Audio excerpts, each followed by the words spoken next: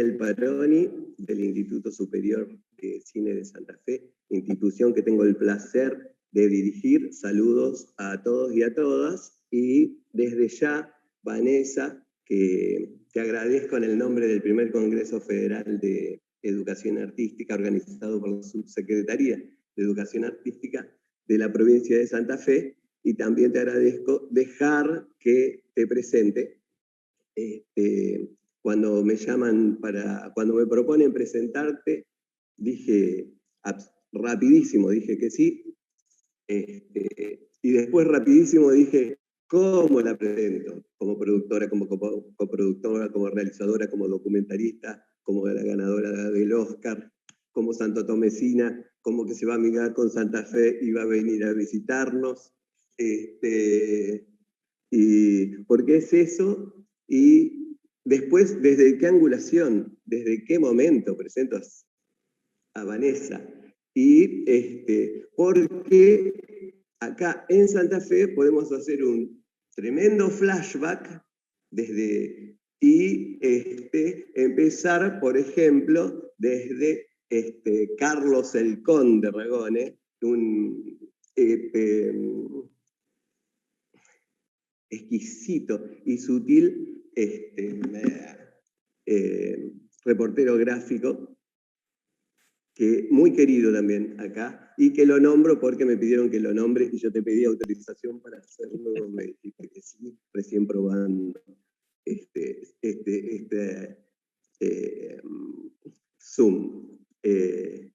Bueno, voy a leer una mini biografía y después sigue para presentarla. Vanessa Ragone es productora, realizadora y showrunner. En 2010 ganó el Oscar de la Academia de Hollywood a Mejor Película Extranjera por El Secreto de Sus Ojos. Ha producido más de 20 largometrajes, entre ellos Hermana, de Julia Solomonov, Los Muertos, de Lisandro Alonso, Las Viudas de los Jueves, de Marcelo Piñeiro, Sin Retorno, de Miguel Cohen, Todos Tenemos un Plan, de Ana Peterbar, Eva no duerme, de Pablo Agüero, La novia del desierto, dirigida por Cecilia Tang y Valeria Pivato, competencia oficial del Festival de Cannes, Memorias de Calabozo, dirigida por Álvaro Brechner, competencia oficial Festival de Venecia, ganadora del premio Goya a Mejor Guión Adaptado en 2019. En 2021 estrenó la miniserie original de Netflix, Carmel, Quien mató a María Marta, y produjo también las series televisivas Bitácoras y Archivos de la Memoria Trans. Este año presentó en el Bafisi el largometraje documental El fotógrafo y el cartero, El crimen de cabezas, dirigido por Alejandro Harman y estrenado en Netflix. Le paso ahora la palabra a Vanessa, que nos va a hablar de la producción audiovisual como autoría, y desde ya, Vanessa, tremendamente agradecidos de que estés acá con nosotros. Daniel, buen día, muchas gracias por la presentación, buen día a todas y a todos. Muy contenta de haber sido invitada a conversar en este congreso, a dar una charla. Antes de entrar en tema, es interesante y te agradezco que hayas nombrado a mi padre, que fue, como te decía, fuera del registro, una luz para mí en mi vida, tanto mi padre como mi madre, que realmente me educaron en valores artísticos, en valores creativos y en valores de respeto. Creo que lo mejor de mí viene de esa educación y de esas charlas a la orilla del salado, como santotomecina que soy. Y curiosamente, y al final todo vuelve de alguna manera, y algo un poco circular.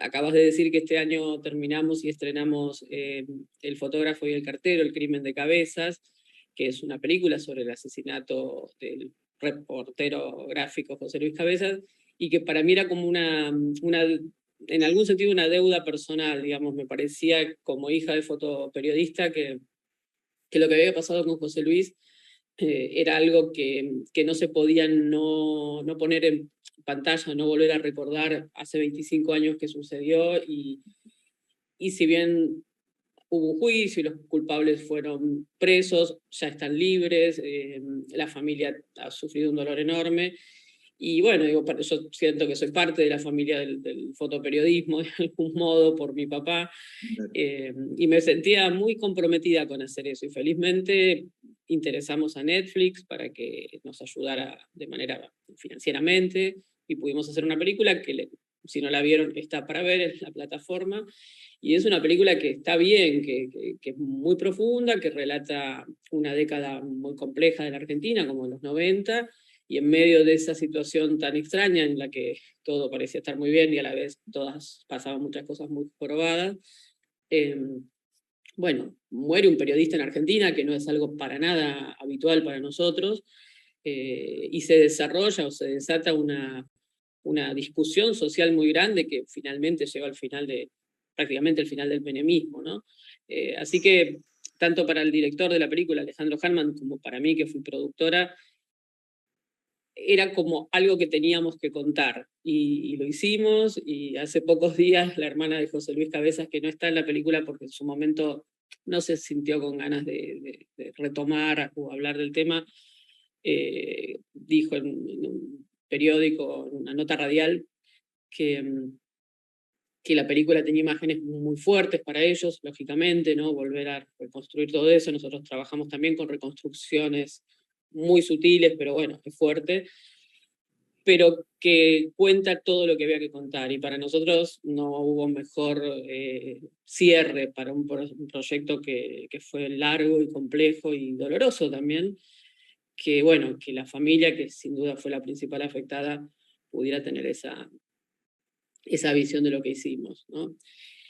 Un poco, y así entramos en tema, ¿no? Entramos en el tema de... ¿Sabes qué? En relación a Sí. Netflix, me están preguntando qué significa showrunner. Bueno, tengo Es una que plaquita tiene una sobre el showrunner. relación. No lo inventó Netflix.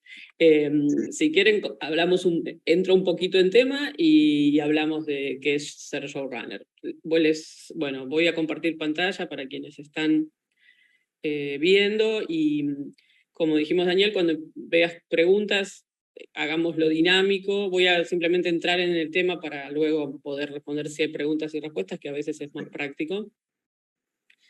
Y les voy contando un poco cómo ha sido mi experiencia de ser productora. Una veces piensa que la producción es solo conseguir cosas, o, o solo hacer el catering. No es tan claro qué es la producción. Entonces, es interesante mirarlo un poquito desde algunos lugares. Acá les traigo, creo que están todos viendo, 3 frases de 3 personas muy diferentes. Marin Karmitz, esta primera frase que podemos leer, fue el productor de Godard, fue el productor de Kieslowski, un gran productor de cine europeo, además distribuidor, tiene unas cadenas de cine en Francia extraordinarias. Y dice algo que es interesante y que viene a cuento de Netflix, a cuento de las plataformas, a cuento de muchas cosas. Lo dijo hace muchos años, pero siempre es actual. Karmitz dijo: gracias a Godard aprendí que la producción es un asunto moral, y el modo en que resolvemos el aspecto económico de un film se refleja en la pantalla. ¿Y cómo leo yo esto? El cine o la actividad audiovisual ahora, digamos, el cine, la televisión, las obras para plataformas o lo que sea, digamos, lo sabes bien, Daniel, son cosas, son productos culturales costosos, digamos. No es lo mismo escribir un libro que hacer una película, no es lo mismo pintar una obra que hacer una película. En todo caso, lo más parecido sería a lo mejor poner en una ópera, ¿no?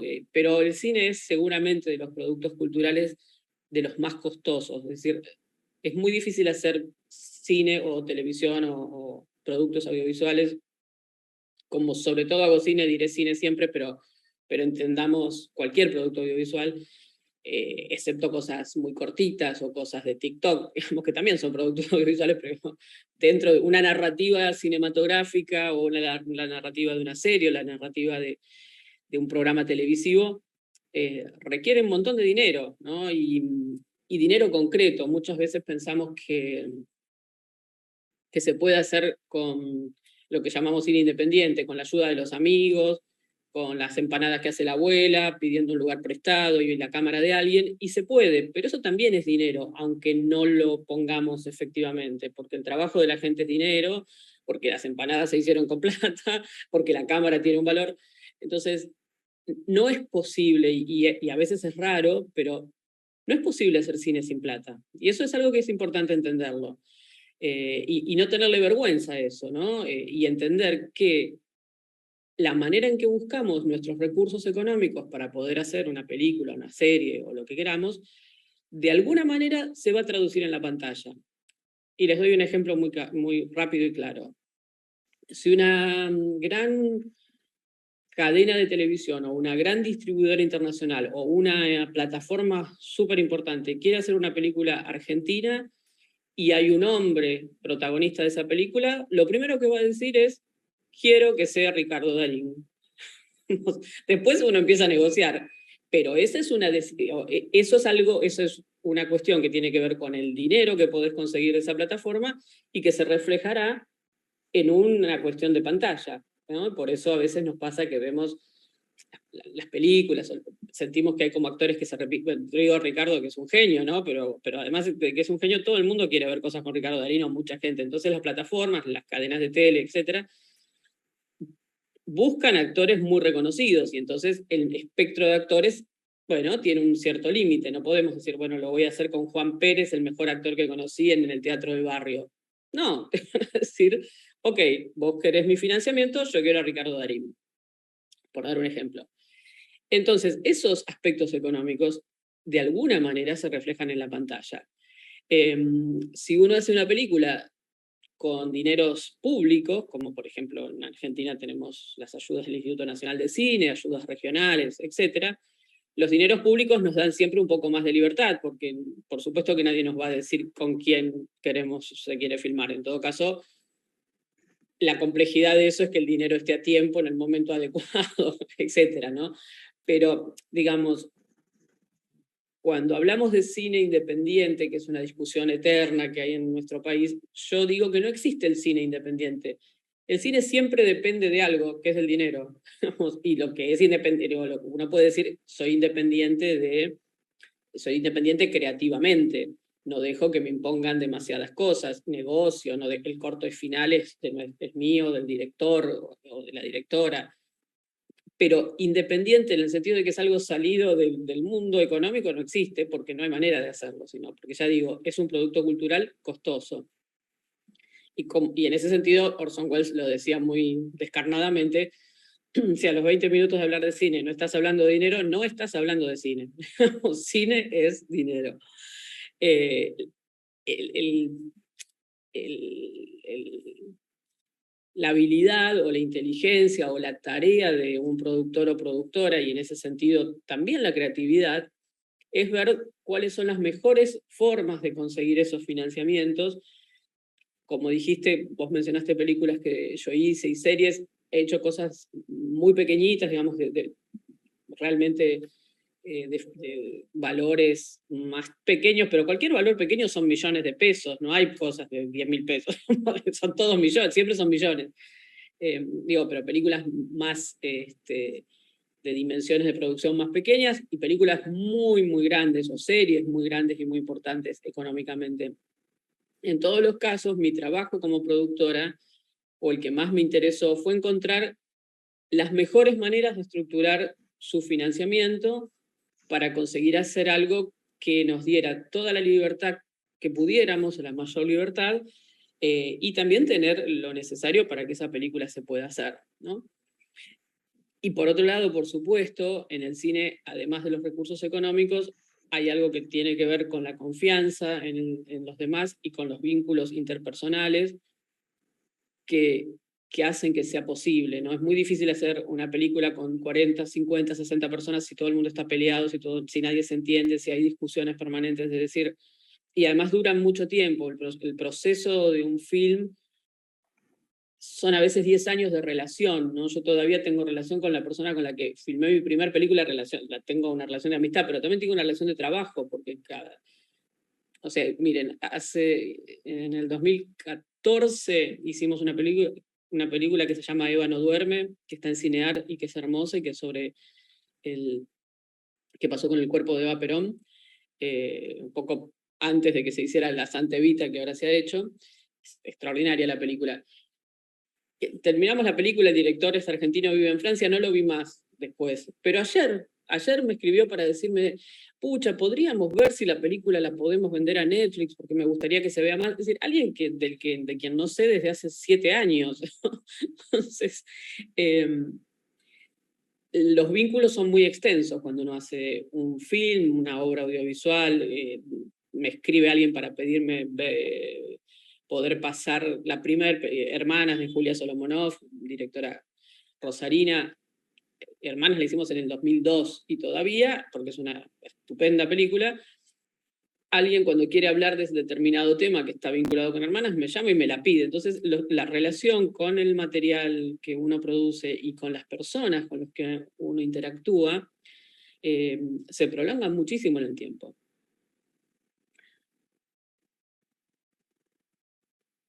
Entonces,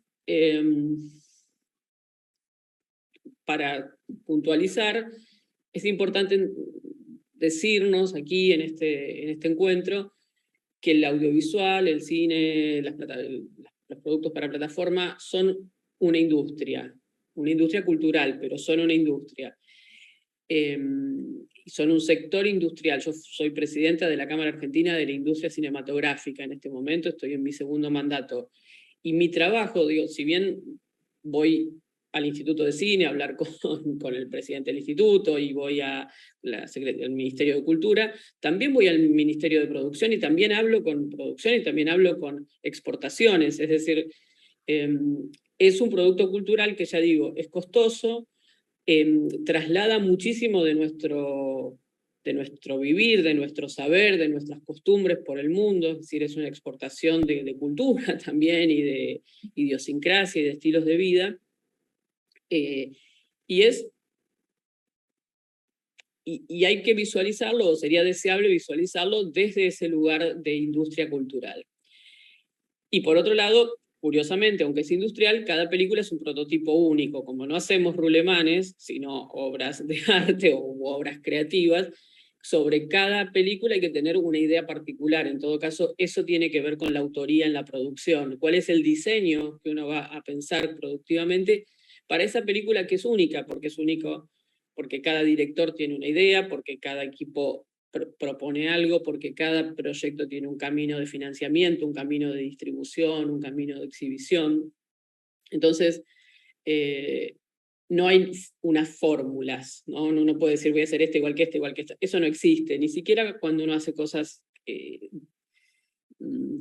pueden parecer parecidas entre sí. Las maneras en que se abordan siempre tienen mucho que ver con cada proceso fílmico y por eso son proyectos que llevan y demandan mucha presencia y mucha energía. Y es por eso que yo digo desde hace muchos años que producir es una parte de la autoría. Ahora llego a Showrunner y les cuento un poco más sobre eso. Mi madre decía, todos los castillos primero fueron castillos en el aire, y un poco el cine es así, ¿no? Es un castillo, una idea que está en el aire y que quien hace producción, quien la produce, la hace realidad, ¿no? En general realizamos sueños ajenos, o propios también, ¿no? O compartidos, pero es como si fuera una construcción de alguna manera. Yo muchas veces pienso que hacer una película es como construir un edificio, en el sentido de que hay que ir solidificando, solventando en cosas concretas cada cosa que estaba en un guión, en una cabeza, ¿no?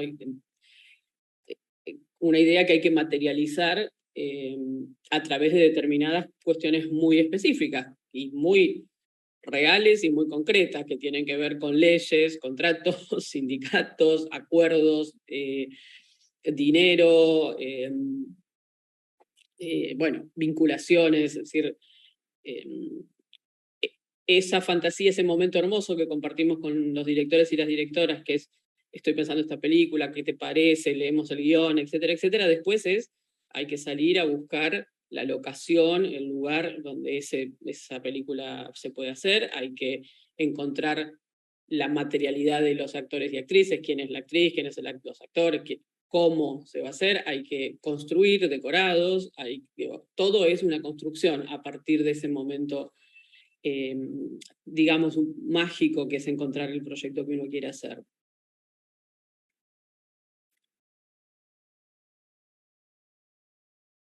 Entonces, acá hay una intensa, pero vamos a pasar rápido detalle de cuáles son las tareas que tiene un productor. Por supuesto, como yo lo veo, yo llevo muchos años haciendo producción de cosas propias, pero muchos años haciendo producción de proyectos dirigidos por otras personas, y proyectos, como les digo, de muy diferente tamaño. Sobre cada uno de esos proyectos, yo tengo una visión y un punto de vista, digo, tengo la suerte de no producir cualquier cosa que me ofrecen, o que muchas veces soy yo quien piensa los proyectos para producir. Vos mencionaste Las Viudas de los Jueves. Las Viudas de los Jueves es una novela de Claudia Piñeiro del año 2007, que ganó el premio Clarín, ¿no? El premio Clarín Alfaguara, y se convirtió en un bestseller en ese momento. Yo leí ese libro y dije, compro los derechos de este libro para adaptarlo para una película. Eso fue lo que hice, compré los derechos, pensé en un director, Marcelo Piñeiro, le mostré el libro y estructuré toda la producción. Luego, por supuesto, Marcelo, junto con otro guionista, escribió el guión, eligió sus actores e hizo la película como director. Pero la visión sobre qué película había que hacer la tuve yo, en el sentido, yo pensé que había que hacer eso. Y de hecho no fue extremadamente bien, fue un gran éxito de público, y ahora está renovada en Netflix, que la han puesto hace muy poquito, y le volvió a ir estupendo. Estuvo top 10, una película que tiene 12 años, estuvo en el top 10 durante casi 2 semanas, que es un montón. Entonces, ese es un camino, ¿no? Uno como productora ve algo, ve un proyecto, yo leo muchas cosas pensando si pueden ser una película o no, o veo guiones todo el tiempo y digo, ok, voy a ponerme a hacer esto y lo vamos a hacer de esta manera, con estos socios, con esta inversión, propongo actores y por supuesto participo mucho en el proceso final, que es el montaje, donde yo creo que se define mucho siempre en las películas, tanto de ficción y muy especialmente en las documentales. Entonces, esa es la visión de producción, ¿no? Y después encontrar un diseño, cómo lo vamos a hacer. Vamos a hacer que esta película sea realidad. Por supuesto que hay un liderazgo respecto del proyecto, desde que se piensa hasta que sale al aire, hasta que se distribuye, hasta que va a los cines, a las plataformas, a donde sea. Hay que pensar todo ese camino. Lo pienso, lo desarrollo de tal manera, se filma de tal manera, se postproduce de tal manera y su destino final será tal, ¿no? Y todo eso es parte de un desarrollo, de un proceso, de una cosa que yo y todos los que hacemos producción de esta manera, lo pensamos, lo escribimos, lo desarrollamos, digamos, lo tenemos presente en todo el proceso, en todo el camino de una película. Como productora y como titular de los derechos, las películas como obra son de los productores, y los guiones son de los guionistas, los directores dirigen y tienen derechos como director, pero la obra cinematográfica, el llamado copyright, o ahora se llama IP, le dicen las plataformas, digamos, la obra terminada es de la productora o de la empresa productora, si son varios de coproductores porcentualmente de cada uno. El hecho de ser titular de esa obra me hace a la vez ser responsable de de cualquier cuestión legal y económica vinculada con el proyecto. Es un compromiso y es una obligación, y luego, a partir de cumplir correctamente con todas esas obligaciones, termino obteniendo la titularidad de la película terminada y de eventualmente cualquier ingreso, venta o cosa que pueda suceder. Es muy complejo, si hay coproductores es de otro modo, pero digamos, para simplificarlo, digamos que un productor que lleva un proyecto desde el desarrollo, lo termina, lo estrena, se queda con la titularidad de la película, por lo general, y con las eventuales ventas o beneficios que la película pudiera dar, si es que los da. Y para poder hacerlo tiene que cumplimentar lo que se llama cadena de derechos, ¿no? Es decir, el primer derecho que se negocia para que se pueda hacer una película es el derecho sobre el guión. Si hay una obra preexistente como un libro, primero el derecho de los libros, ¿ok? Hay que adquirir el derecho para poder hacer de un libro una película, luego hay que tener un guionista y hay que adquirir los derechos de ese guión, y luego eso desarrolla todo lo que se llama cadena de derechos.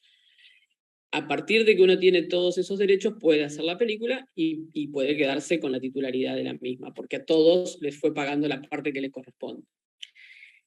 Luego, muchas veces es el productor o la productora quien contrata al guionista, contrata y compromete la participación de un director.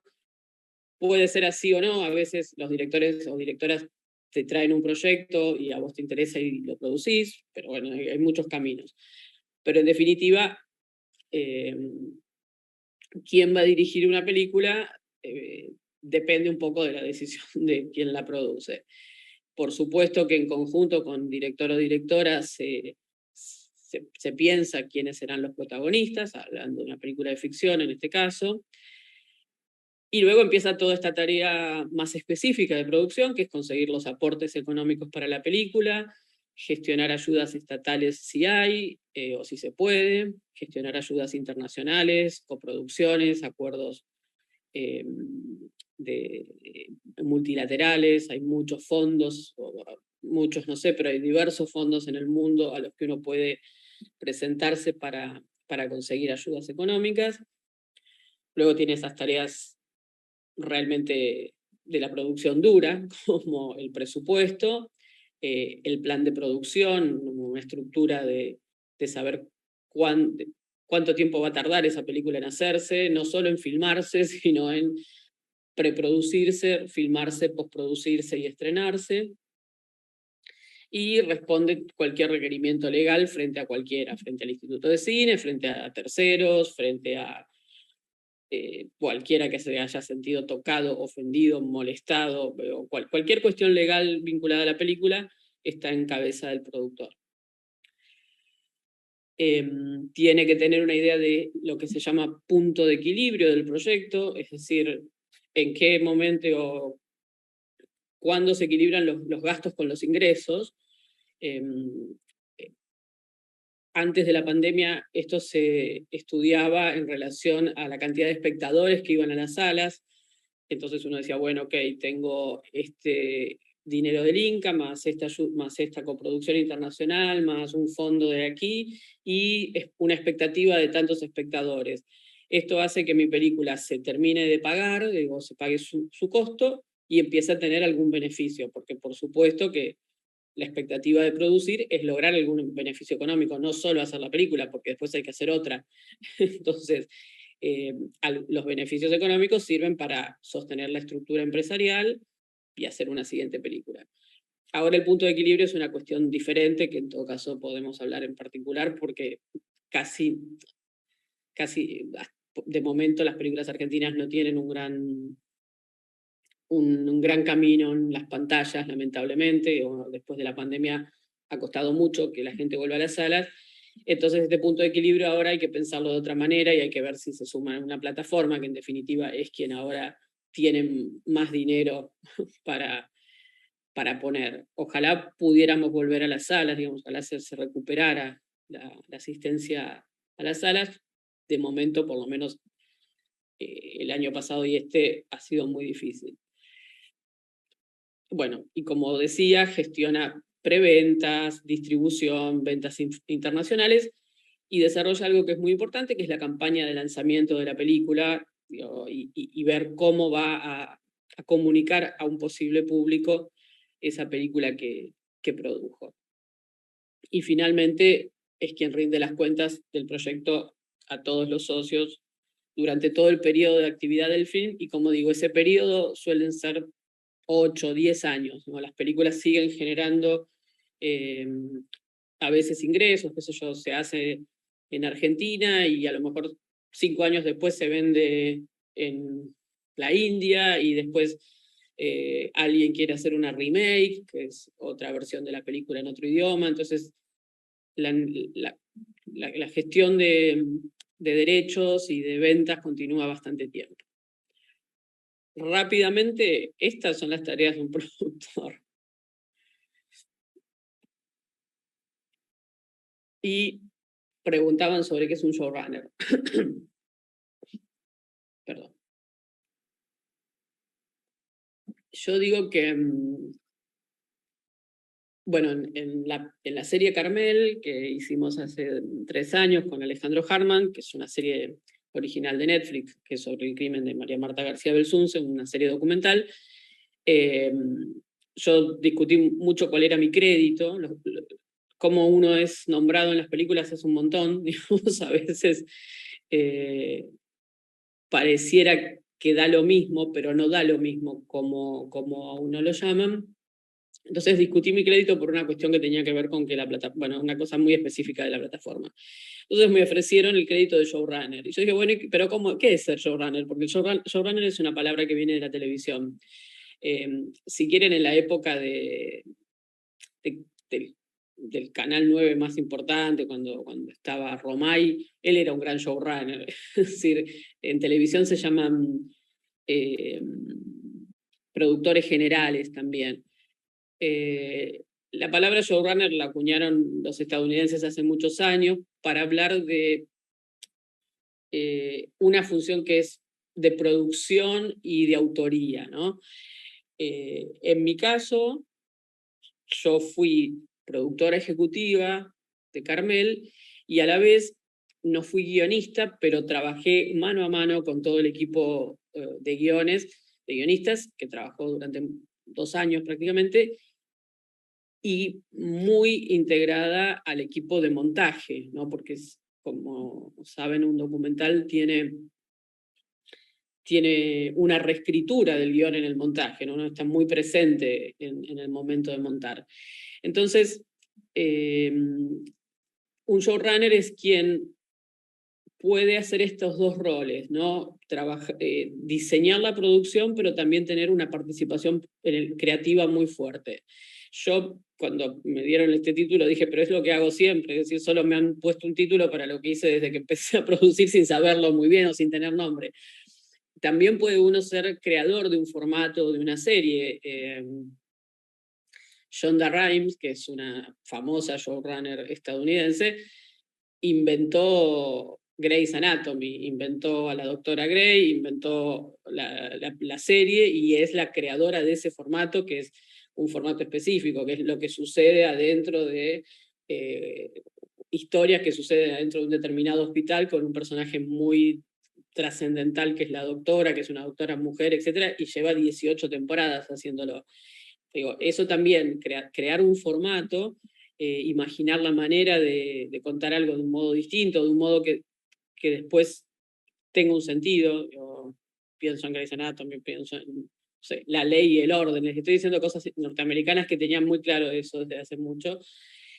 Pero también son formatos, La Voz Argentina también es un formato, digo, Tinelli también desarrolla formatos. Formatos son, en general también son de la televisión, pero son cosas que después tienen una estructura que se puede repetir, más o menos, ¿no?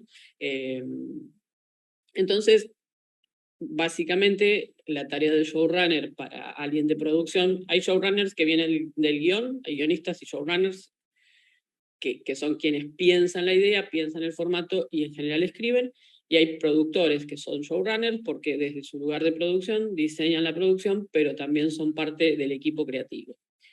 Y tienen esto que les digo, hay que elaborar el aspecto general de la serie, la descripción de los personajes, los argumentos, en fin, todo las atmósferas, todo aquello que constituye el corazón de la serie, sobre el cual después se van a escribir los guiones de cada capítulo.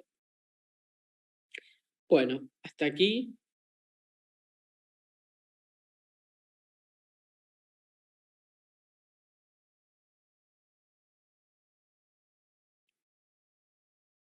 ¿Alguna pregunta, alguna cosa que quieran que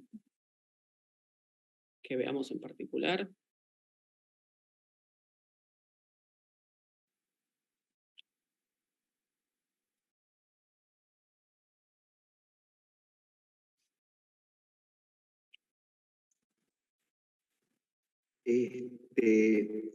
Acá, pandemia y pospandemia hizo que cambie el camino para conseguir aportes y ayudas económicas. ¿Cuál fue la...? Sí, sí, sin duda. Acá justo les mostraba estas son notas de algunas de las notas que salieron cuando hicimos la serie de María Marta, y en todas aparecía yo como showrunner. Para esta serie, cuyo director en el momento en que la hicimos no era tan conocido, mi nombre, que venía de ganar, bueno, que yo tengo un Oscar en mi casa, era un valor agregado. Por eso digo, yo bromeo un poco, pero mi nombre vale económicamente, digamos, que puedan usar mi nombre. Estos son algunos reportajes que nos hicieron y notas, pero Netflix posteaba y comunicaba una película dirigida por Alejandro Harman con Vanessa Ragone, o showrunneada, o con Vanessa Ragone como showrunner, que es un montón, porque no da lo mismo que yo esté que no esté en un proyecto, a nivel de la comunicación incluso. En Argentina hay solo 2 Oscars y uno lo ganamos nosotros. Entonces eso ha cobrado un valor en relación a mi figura como productora y también como showrunner, o como productora creativa. Sobre el financiamiento, seguro la pandemia cambió muchísimo los esquemas de financiamiento, básicamente por lo que les digo, hay muy poca asistencia del público a sala para ver determinado tipo de películas, ¿no? En general, ya venía habiendo una concentración de espectadores para ver películas muy grandes, pero siempre películas norteamericanas. Digo, el cine norteamericano sigue concentrando espectadores en casi todo el mundo, excepto en Corea, excepto en China, y en la India, pero en casi todo el mundo el cine norteamericano ocupa casi siempre más pantallas que los cines locales, la cinematografía local.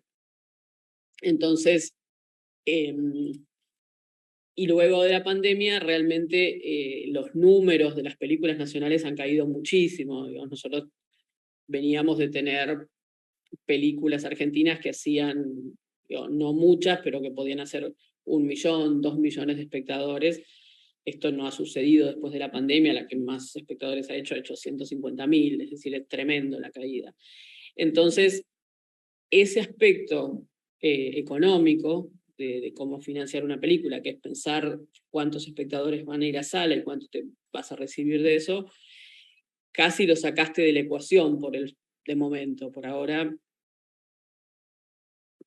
uno no piensa demasiado en eso y trata de organizar su proyecto con fondos públicos, eventualmente con coproducciones, digamos, con dinero que pueda entrar de otros países, y en algunos casos haciendo preventas a las plataformas o coproduciendo con las plataformas. Es decir, las plataformas han empezado a tener un lugar muy, muy relevante en el financiamiento de las películas, porque no hay mucho más de dónde sacar, y Argentina está además en un momento económico macro muy complejo, y donde el Instituto de Cine también está un poco limitado en lo que puede aportar a un film. Ustedes piensen, miren, cuando en el 94, cuando se promulgó la ley de cine, se estableció lo que era el valor de una película promedio, el costo promedio de una película. Una película argentina de costo medio se llama. ¿Y qué quería decir de costo medio? Una película argentina que tuviera una cantidad de semanas de rodaje, 6, 7 semanas, unos actores relativamente conocidos, un esquema de producción cómodo, digamos, donde nadie tuviera que hacer esfuerzos que no fueran pagados, donde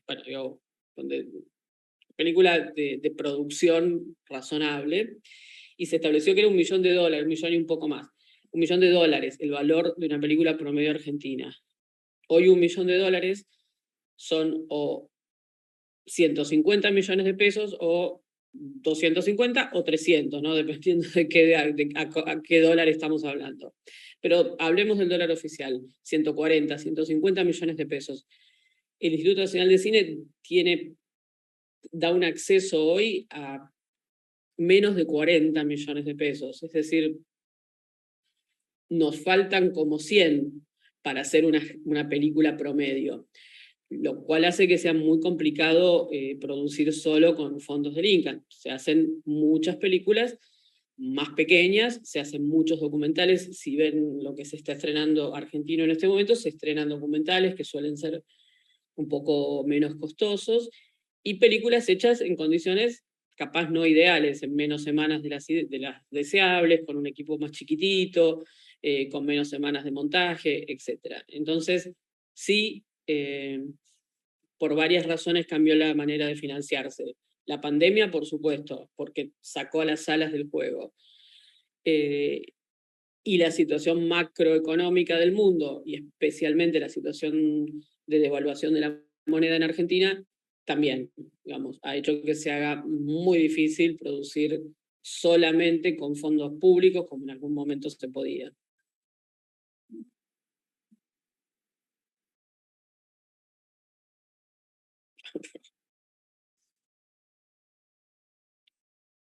¿Algo más que quieran que comentemos?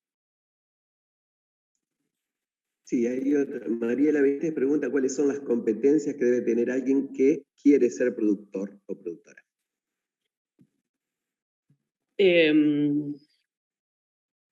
Una enorme energía. Primero, la producción es de muchísimo desgaste. Por supuesto, competencias. Yo vengo de un área, yo estudié cine en la Escuela Nacional de Cine aquí en la ENERC, en Buenos Aires, y estudié dirección, es decir, nunca sé cómo llegué a ser productora, pero sí entiendo, digo, con el tiempo me fui dando cuenta. Yo logro tener una visión del proyecto general, tengo capacidad, aunque me cueste porque soy un poco tímida, pero soy capaz de ir a hablar con gente, digamos, esa es una competencia. Producir es tener que hablar con mucha gente, todo el tiempo.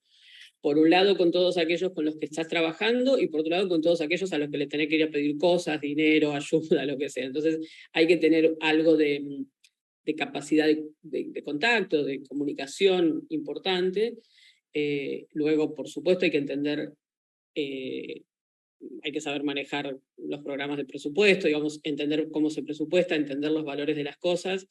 Y desde mi punto de vista hay que tener una idea macro de la economía. Es decir, no se puede producir sin entender la economía en la que uno vive, porque ya digo, las producciones son cosas de millones. Entonces un error puede ser fatal para una película, para uno mismo, para una empresa. Yo soy gerente de 2 empresas cinematográficas y mucho de mi trabajo es cuidar que no se fundan mis empresas, no llevarlas por un camino erróneo, y un camino erróneo puede hacer que una empresa se funda, porque cada vez que haces un proyecto pones toda tu empresa en riesgo. Entonces, capacidad de comunicación, visualización de las cosas macro, curiosidad, es decir, interés por las cosas, ver qué está pasando, qué pasa en Argentina, qué pasa en el mundo, qué pasa con las cinematografías, eso es básico. Un poco de caradurismo para ir a charlar con todo el mundo, digamos, y hay que hacerlo. Yo siempre me río y pienso, yo hago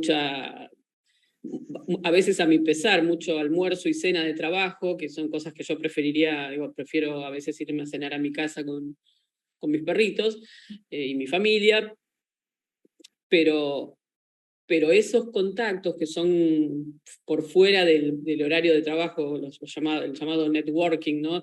Como las relaciones de contacto por fuera del trabajo también generan conocimiento con otros, interés y confianza de otros en uno.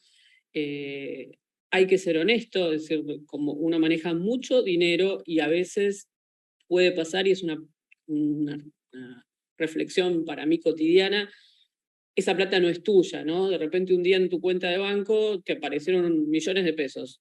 porque entró el dinero del Inca, o porque Netflix te lo mandó, o porque entró el dinero de tu coproductor, pero no te pertenece nada de todo eso es para hacer la película. Entonces, no hay que creérsela nunca, digamos. Yo soy una persona de trabajo, siempre me veo como una persona de trabajo, y aunque me toca alfombra roja, digo, también hay una cosa que te puede confundir mucho, vas a festivales, te invitan a cosas a las que jamás hubieras accedido en cualquier otro trabajo, ¿va?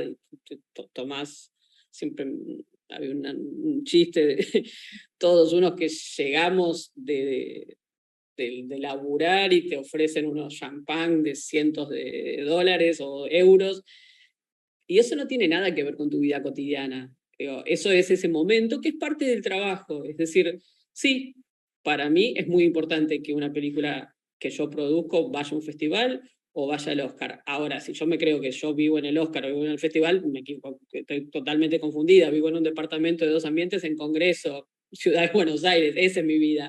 El resto son momentos de mi trabajo. Es eso, y una capacidad de hacer, digamos, ¿no? De, bueno, ok, alguien piensa algo, ¿cómo lo pongo en práctica? ¿No? Picardía en el buen sentido de la palabra, ¿no? Cómo encontrar las maneras de construir lo que alguien está soñando, y eso tiene que ver mucho con la escucha y mucho con la capacidad de hacer real las cosas, digamos. Hay que conocer de leyes también, perdón, ¿no? Otra cosa fundamental, hay que conocer las leyes, hay que conocer, por supuesto, la ley de cine argentina, pero las leyes de derecho de autor, las leyes de coproducción, hay un set de leyes básicas sin las que uno no puede trabajar. ¿Otra pregunta? ¿Preferís? Sí. Bárbara, pregunta, ¿qué le recomendarías a un estudiante de nuestra carrera que recién se recibe y que está viviendo en Santa Fe? Como Santo Bueno, sí. Les recomendaría, en principio, siempre tratar de hacer una experiencia, porque, claro, esto se ve todo muy lejano, a lo mejor, o un poco lejano. Todos empezamos así, ¿eh? Lo primero que yo hice fue unos documentales que hice con una compañera mía de mi propia camada, y nos fuimos al Chaco Salteño a hacer un documental en una comunidad aborigen, y ahí sí, le pedimos prestada la cámara a un amigo, nos conseguimos unos pasajes de tren baratos o medio gratis, llevamos alguna cosa de comida, hicimos un documental. Con ese primer documental lo mostramos en UNESCO nos ayudó a terminarlo, a partir de ahí se lo mostré a un productor que era el productor de un programa televisivo muy importante en aquella época, que se llamaba Historias de la Argentina Secreta, un programa documental, que fue como de los primeros programas de documental que hubo.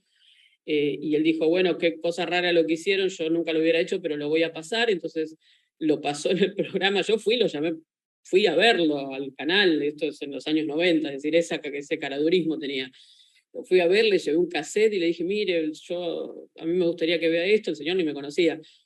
Lo vio, me llamó y me dijo, bueno, es rarísimo, era una cosa muy, muy, muy poética, muy poco de formato documental habitual, y lo pasó. Y 1 año y pico después me dijo, necesito directores jóvenes, ¿no querés venir a dirigir conmigo? Y yo a los 25 años empecé a viajar por toda la Argentina dirigiendo Historias de la Argentina Secreta.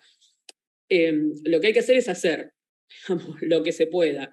Un corto con amigos, un documental, de alguna manera empezar a mostrarse, porque es el modo en que nos vuelven a llamar, en que salimos de nuestro cascarón, ¿no? Entonces, y eso solo se hace con algo concreto. Hay que salir de internet, hay que dejar de jugar a los jueguitos, y hay que ir a hacer algo concreto y empezar a gestionarlo, mostrarlo, llevarlo a un festival, llevarlo al Festival de Rosario, moverse, digamos. Lo que les recomiendo es hacer algo, aunque parezca chiquito y aunque sea dificultoso, hacerlo y mostrarlo, darlo a conocer, porque ese es el primer paso para lo siguiente, siempre. Si no, hay que romper la inercia, ¿no? Es difícil a veces, uno siente que, ¿y ahora qué voy a hacer? Bueno, la verdad que hacer hay mucho. Ustedes tienen un instituto donde están trabajando, es decir, que sin duda los podrá apoyar.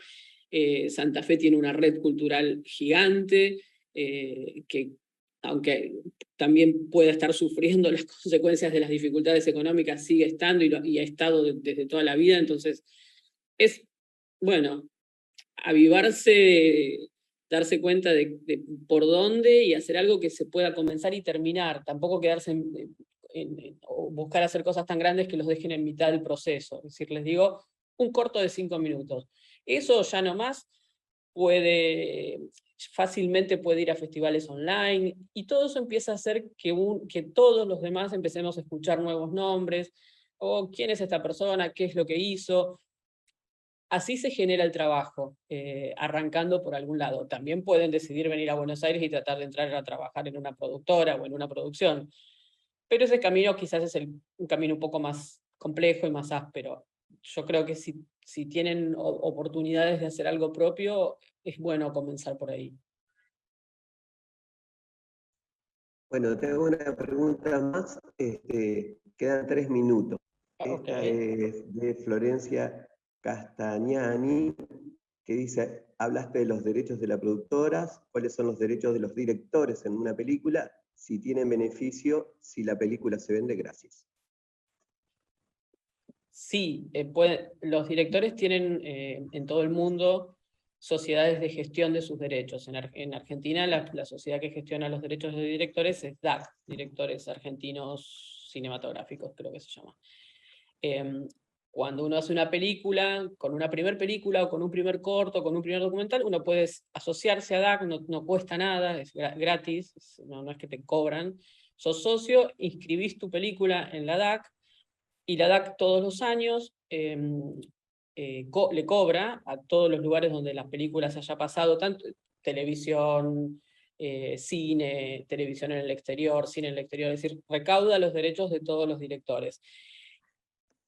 A veces ganas muchísimo porque tu película ha hecho un montón de ventas en todas partes, y a veces, y después queda un fondo. Si tu película, yo tengo escritas mis documentales en DAC, que son documentales de mucho tiempo atrás, y no hacen dinero de por sí, no los vendo, están abiertos, están en Vimeo, todos mis documentales los pueden ver en un Vimeo que es Vanessa Ragone. Pero cada año DAC me manda un poco de plata porque tiene una bolsa, digamos, de dinero que le queda, además de haberle pagado a cada director por su película propia. Hay como un volumen de dinero que queda que lo reparte entre sus asociados. Entonces el director tiene acceso económico de diversas maneras. Primero cobra cuando dirige una película, cobra por haberla dirigido, o un sueldo que también ahora está no está regulado oficialmente, pero bueno, hay una convención sobre lo que debe cobrar. En una película de producción importante, la convención es que cobre el 10% del costo de la película bajo la línea. Bajo la línea quiere decir los costos que no son los costos que no tienen que ver con grandes figuras. Por ejemplo, actores muy importantes son llamados costos sobre la línea. El propio director está sobre la línea, y los costos bajo la línea son todos los demás. Bueno, todo el equipo técnico, excepto que no sé, que haya un director de fotografía muy caro, entonces es un costo sobre la línea, es una ecuación. Pero digamos que sobre cualquier película el director tiene acordado, por lo menos digo de forma o de usos y costumbres, cobrar alrededor del 10% del valor de la película bajo la línea. Entonces cobra su sueldo, luego puede recaudar lo que recauda por DAC o por su sociedad de gestión, y por otro lado, a veces, si son proyectos propios, si son como guiones que lo escribió el director, lo dirige y a la vez, no sé, habló con la actriz principal y la consiguió, no gratis, pero consiguió que se involucre en el proyecto, se puede sumar como productor asociado o como coproductor y también tener un porcentaje en eventuales ganancias que la película tenga. Entonces, los directores y directoras tienen esos accesos económicos, ¿no? Como por su trabajo propio, por su sociedad de gestión, y eventualmente asociándose como productores o coproductores. Bueno, Si tienen hasta una acá, pregunta más, Vanessa. ¿puedo responder una más? Creo, a ver, no, llegamos. Ok, Hasta acá llegamos, Vanessa. bueno. Desde ya te vuelvo a agradecer en nombre del Primer Congreso Federal de Educación Artística y en nombre de la Subsecretaría de Educación Artística de la provincia de Santa Fe. Recordá que este instituto tiene las puertas abiertas para vos siempre, para que sigas abriendo puertas. Con mucho gusto, cuando quieran nos vemos, y bueno, dejarles dicho que es una actividad apasionante, que da mucho trabajo, pero también muchas gratificaciones, y que ya les digo, todo se puede conseguir. Yo salí del Salado y llegué hasta Hollywood y no hice nada más que laburar. Así que, nada, aunque a veces parezca complejo, poniendo trabajo y esfuerzo, no digo que sea un mundo de fantasía, pero que poniendo trabajo, esfuerzo y dedicación y cabeza se pueden lograr muchas cosas, así que espero ver más colegas santafesinos y santafesinas en la actividad. Muchas gracias. Buenísimo, gracias. Hasta luego.